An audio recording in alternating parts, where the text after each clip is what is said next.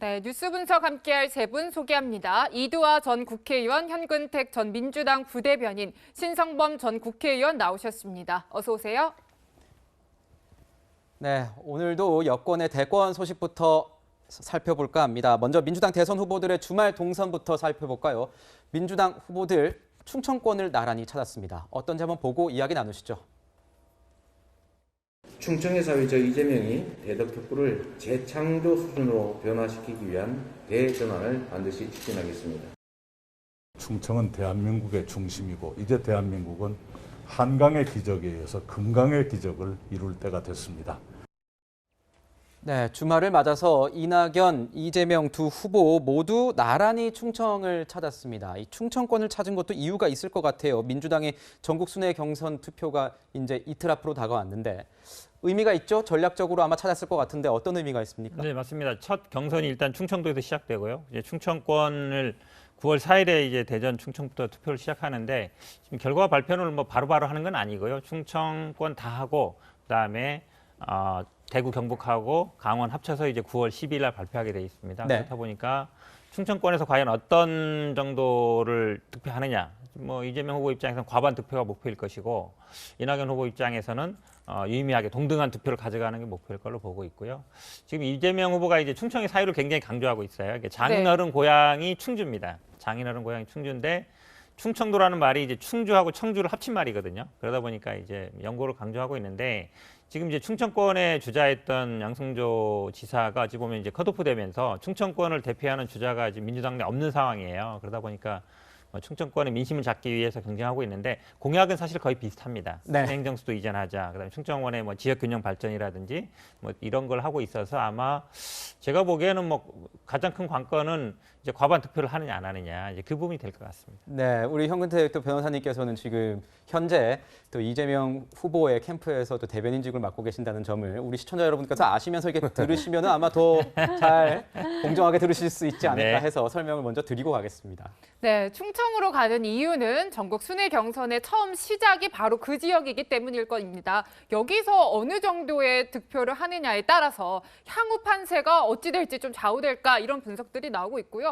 또 최근에 한 여론조사를 한번 같이 보시면서 분석을 이어가 보면 자, 민주당 지지자들 중심으로 제가 설명을 드리겠습니다. 그러니까 이재명 지사가 53.6이고요. 이낙연 전 대표가 32.7로 나오고 있습니다. 그래서 지금 이 조사에서는 이재명 후보가 과반을 넘었는데요. 이두화 변호사님. 그러니까 앞으로 진짜 이번 첫 투표 결과가 과연 이재명 지사가 득표를 과반까지 할 수 있느냐 아니냐 관전 포인트에 방금 얘기가 나왔지만 변호사님은 어떻게 보시는지 또 궁금하네요. 저희가 그거를 이제 다른 당까지 예상하기 너무 어렵고요. 이제 지금 말씀하신 것처럼 그 현근택 대변인이 설명해 주신 것처럼 충청 그리고 대구, 경북, 강원까지 포함해서 이제 9월 12일쯤 발표를 할 텐데요. 이제 9월 12일 날 이제 1차 여론조사 결과 발표하고 또 10월 초에 한번 하고 10월 중순에 한번 하고 이렇게 세 차례 나눌 때도 처음에 기세가 중요할 거거든요. 네. 그리고 지금 충청은 이제 약간 무주공산 비슷한 느낌이잖아요. 그러니까 충청이 또 뭐 여기 그 민주당 쪽뿐만 아니라 이제 보수정당 쪽에서도 국민의힘에서도 그럼 충청이 어디를 지지할 건가 항상 이 부분이 네. 스윙보터 역할을 했었고 전체 본선에서도 그런 역할을 하기 때문에 충청 강원이 포함돼 있고 영남은 이제 이재명 지사 측에서는 그렇게 생각하겠죠. 내 고향이니까 여기 네. 좀 나오지 않을까 이런 생각을 할 텐데 그렇게 해서 첫 번째 9월 중순의 선거 결과가 굳히기냐 아니면 뒤집기냐를 결정할 거고요. 그리고 지금 이제 과반을 득표해서 결선 투표 없이 가는 게 이재명 후보의 목표일 거고 이낙연 후보의 목표는 과반 투표를 이재명 후보가 못해서 결선 투표를 가서 반 이재명 연대를 만들어서 한번 뒤집기를 노려보자 이런 마음이 있을 테니까 9월 12일 그러니까 충청, 강원 이 다 포함한 여론조사 결과가 특히 충청권의 여론조사 결과 이제 그 선거 결과가 이재명 후보나 이낙연 후보에게도 이제 건곤일척의 중요한 결과가 아닐까 싶습니다. 네, 오늘 또 이두화 저희 변호사님 같은 경우에는 또 윤석열 캠프에서 대변인을 맡고 계시기 때문에 두 분이 아마 그 같이 있는 상황에서 말씀을 좀 나누시기가 힘드시지 않을까 하지만 또 많은 말씀 부탁드리겠고요. 그렇다면 또 우리 신성범 의원님께 여쭤봐야겠죠. 제가 좀 객관적으로 볼까요? 그렇죠. 또 이 이낙연 전 대표와 이재명 경기지사의 득표율 뭐 관건입니다. 저희도 준비를 했지만 이 오마이뉴스에서 조사 의뢰를 해서 나온 내용입니다. 뭐 충청권에서 오차 범위 내에 있습니다. 오고요. 23.1로 나와 있네요. 오차범위 내에 있다는 점 말씀드리고요. 20% 이상 후보만 저희가 표기를 했다는 점 말씀드리겠습니다. 어떻습니까? 의원님께서도 지역구 의원도 이렇게 선거도 많이 해보셨으니까요. 첫 이 격전지 결과가 굉장히 중요합니까? 아니면 반전의 기회도 있을 수 있는 거죠, 진 사람이. 저게 중요하죠. 왜 그러냐면 지금 방금 봤던 것은 여론조사예요, 여론조사. 근데 지금 저 투표는 뭐냐 하면은 민주당의 권리당원과 대의원들이 투표하는 거예요. 네. 그러니까 여론조사와 투표라는 큰 차이가 있다. 그런데 왜 충청도가 중요하냐? 아시는 대로 저는 중원이다. 두 번째는 그 선점 효과, 그럴까? 기선제압의 효과가 있는 거예요. 저게 충청도 영향이 어디로 가느냐? 민주당 경선의 핵심인 호남 민심에 영향을 미치기 때문에 예를 네. 들어 보십시오. 지금 여론조사에서는 굉장히 이재명 씨가 높게 나오지만 예를 들어서 이낙연 후보가 그나마 선전해서 이재명 지사와 비슷하거나 이재명 지사를 이긴다면 호남에서 뭐라 그랬습니까? 그러면 그렇지. 그래서 호남에서 이낙연 후보 좀 확 붙을 테고 아니면 표 차이가 이재명 지사 후보가 좀 더 많이 벌어지면 이낙연 후보가 많이 뒤처지게 되면 어차피 이재명 아니냐. 이렇게 하면 호남도 이재명 쪽으로 다 넘어가는 거예요. 그게 굉장히 큰 영향을 미치기 때문에 둘 다 저렇게 열심히 하고 있는 거고 또 하나는 결국 이낙연 후보 입장에서는 해볼만 하다는 증거를 충청에서 찾아야 되고 이재명 후보 입장에서는 충청도에서도 대세는 이재명이라는 걸 증명해야 되는 근거를 제가 승부가 되고 또 하나는 두 명에 가렸습니다만 정세균 후보가 어느 정도 득표하느냐 네. 그게 중요해요. 왜 그러냐면은 정세균 후보의 득표율이 아주 낮을 경우에는 단일화 압력을 호남 지역으로부터 이낙연 후보의 단일화 압력을 받을 그게 가장 큰 변수가 또 될 거예요. 그래서 네. 제가 볼 때는 저걸 왜 보냐면은 다 현대변이나 다 아시겠습니다만 민주당의 대선 후보들이 가서 매달리는 게 뭐냐? 국회의원도 아니에요. 지역 의원들, 네. 구의원, 군의원, 시의원들 표를 가지고 있는 그분들이거든. 네. 대의원과 권리당원이기 때문에. 네. 한 가지 조금 추가하면요.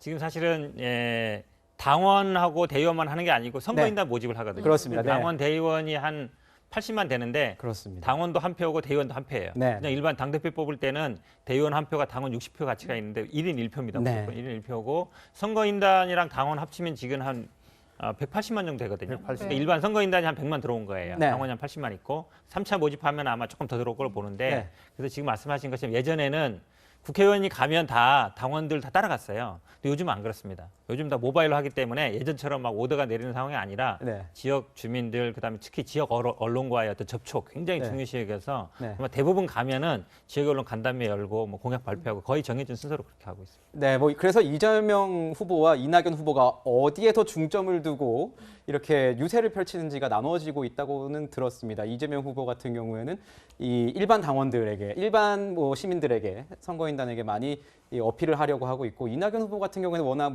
본인이 당 대표도 했으니까요. 이런 권리당원 이렇게 조직력을 열심히 어필하고 조직력에 어필하고 있다 이런 기사 내용도 제가 본 것 같네요. 네.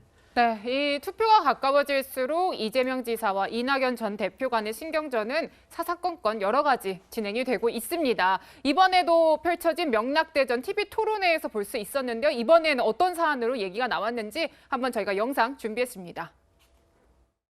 본인의 선거법 재판 3년에 걸쳐서 계속됐고요. 30명의 호화 변호인단이 도왔던 것으로 알고 있습니다. 그런데 그 수임료가 무료도 있었다는 것이 보도가 돼서 좀 걱정이 됩니다.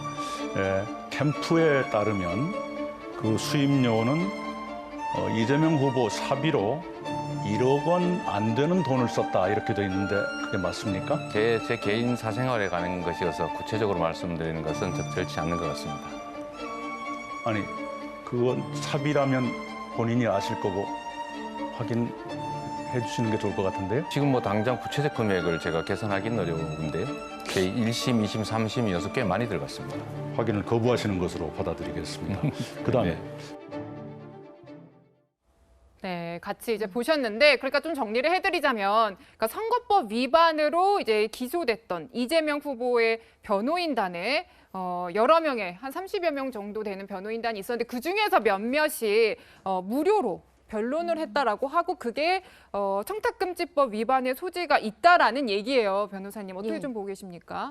이게 이제 문제가 된 게 송두환 국가인권위원장 후보자 때문에 이게 문제가 됐어요. 그러니까 송두환 변호사를 국가인권위원장 후보자로 해서 청문회가 이제 내일 열리는데요. 그와 관련해서 국민의힘이나 이제 청문회에서 필요한 자료들을 이제 국회의원들이 요청을 하면서 쭉 받아보는데 변호사니까 이제 선임했던 사건에 대해서 자료 요청을 해서 받아보다 보니까 그 이재명 후보가 선거법 위반으로 2018년부터 2020 이렇게 3년 정도까지 그 했던 그 사건에서 송두환 변호사도 위임장을 내고 참여를 했었던 거예요. 이름을 올렸던 거예요. 그래서 거기에 대해서 그러면 수임료 약정을 했었냐, 했다면 얼마를 받았냐라고 물으니까 수임료 약정이는 한 사실이 없다, 받은 사실도 없다. 네. 이렇게 답변을 하니까 그러면 그 사건을 할 때 그게 공직선거법 위반이었거든요. 뭐 친형 강제 입원이라든가 이런 게 문제가 돼서 허위사실 유포로 인한 명예훼손이 문제가 됐는데 그 부분이 이제 무죄로 대법원에서 받았어요. 근데 그동안에 전직 대법관, 헌법재판관 출신인 송두환 변호사 이런 분들이 이름이 올라갔었는데 송두환 변호사는 이제 자료 요청에 대해서 자기는 수임료 약정 사실 없고 수임료 받은 사실이 없다고 하니까 이제 그 여권 내에서도 이낙연 후보 이런 분이 그럼 김영란법 위반 아니냐, 공직자니까 그 무료로 무형의 네. 이익을 받은 거 아니냐 이런 문제 제기를 하고 있습니다. 변호사님 어떻습니까? 캠프의 정확한 어떤 입장이 좀 궁금하기도 해요. 이게 아직 뭐 정식적으로 입장이 나온 건 없고요. 네. 근데 아마 그때 뭐 상황을 아시겠지만 사실은 그 이재명 지사의 그때 선거법일 때 국내 유명한 로펌들이 많이 달려들었습니다. 네. 대부분. 그러니까 이제 송두환 이 후보자가 뭐 주심 역할을 한 건 아니에요. 그러니까 상고할 때 보통 뭐 그게 어찌 보면 법조계 약간 관행이긴 한데요. 많이 이름 올려줍니다. 그래서 사실은 이분이 아마 뭐 상고 이후 보충서 정도 쓰고 뭐 그걸 본인 쓰는지 모르겠지만 어쨌든 도장 찍어서 이제 제출을 한 건 맞는데 그러면 이제 문제가 결국은 얼마를 받았느냐. 결국 이제 100만 원이 문제가 되거든요. 100만 원 이상이냐 이하가 문제 되는데 이걸 아마 제가 보기에는 뭐 시민단체에서 고발도 한 것 같아요. 김학법 네. 위반이다. 그래서 아마 조사하면 나올 것 같긴 한데 지금 상태에서는 이거를 저희들이 얼마 예를 들어서 얼마의 그러니까 사실은 결국 금액 특정이 문제거든요. 네. 근데 그거를 뭐 100만 원 이상이냐 이하냐라고 지금 특정하기는 어려운 단계 아닌가라고 보고 있습니다. 근데 뭐 조사까지 가기 전까 네. 갈 필요 없이 이렇게 캠프에서 편하게 근데 이게요. 밝혀주시면 저도 그냥 사실은 클리어가 지금 될 것 뭐 같은데. 이런 네. 얘기가 어떻게 나왔는지 모르겠는데 네. 사실은 꽤 많이 들은 걸로 알고 있어요. 왜냐하면 알만한 로펌들이 많이 했거든요. 근데 그 대형 로펌들이 뭐 무료로 해줄 리는 없잖아요. 네. 받을 만큼 받을 걸로 보고. 근데 형사 사건이라는 게 사실 우리 지금 법적으로는 뭐 성공보수 이런 것도 약정은 안 되게 돼 있습니다. 네. 근데 이제 그런 게 어떻게 처리했는지는 사실은 뭐 저희들이 알기는 좀 어려운 상황 아닌가라고 보고 있습니다. 네, 알겠습니다. 네. 자, 오늘 또 하나 있었던 얘기를 해드리자면은 정의당의 심상정 의원이 대선 출마를 선언했습니다. 네 번째 선언이라고 하는데요. 이 심상정 의원의 대선 출마가 향후 여권의 어떤 대선 구도에 어떤 영향을 미칠까? 막판에 어떻게 보면 좀 뇌관이 될 수도 있다라는 분석도 나와요, 의원님. 그러니까 심상정 의원이 다들 기억하시겠습니다만 네. 제가 4년 전에 대통령 선거에서는 문재인, 홍준표, 안철수, 유승민 그다음에 심상정 후보 6%좀 넘었는데 200만 표 정도 받았을 겁니다. 네. 그런데 지금은 사실은 그 정도 표가 나올지는 모르겠어요. 왜냐하면 아시는 대로 지형 자체가 양대 진영으로 딱 좁혀졌다. 그래서 제3공간 지금 심상정 의원은 천하 3분지계 그 세 가닥으로 쪼개겠다는 굉장히 그 기염을 토하고 계시지만 그런 공간이 과연 나올까? 네.